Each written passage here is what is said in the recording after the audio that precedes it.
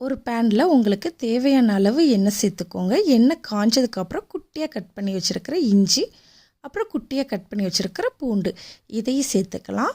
சேர்த்ததுக்கப்புறம் குடமிளகா, குட்டி குட்டியாக கட் பண்ணி வச்சுருக்கிற குடமிளகா அதையும் சேர்த்துக்கலாம். ஒரு குடமிளகா ஃபுல்லாமே ஆட் பண்ணிக்கோங்க. அவ்வளோதான். இதை எல்லாத்தையுமே நல்லா வதக்கிக்கோங்க. ரெட் கலர் குடமிளகா சூப்பர் டேஸ்ட்டாக இருக்கும். அதனால் ரெட்டை ஆட் பண்ணிக்கிறேன். அப்புறம் கொஞ்சமாக புளி சேர்த்துக்கோங்க. அதுக்கப்புறம் குட்டியாக கட் பண்ணி வச்சுருக்கிற வத்தல், ஒரு 6 வத்தல் சேர்த்துக்கோங்க. நல்லா ஸ்பைஸியாகவே இருக்கும்.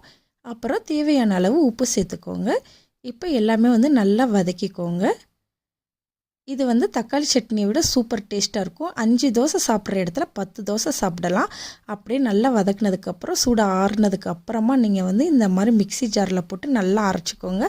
நல்லா கொரன்னு அரைச்சி எடுத்துட்டிங்கன்னா சூப்பரான சட்னி ரெடி ஆயிடுச்சு. அவ்வளோதான். அதுக்கடுத்து தாளித்து விட்டுருங்க. கொஞ்சம்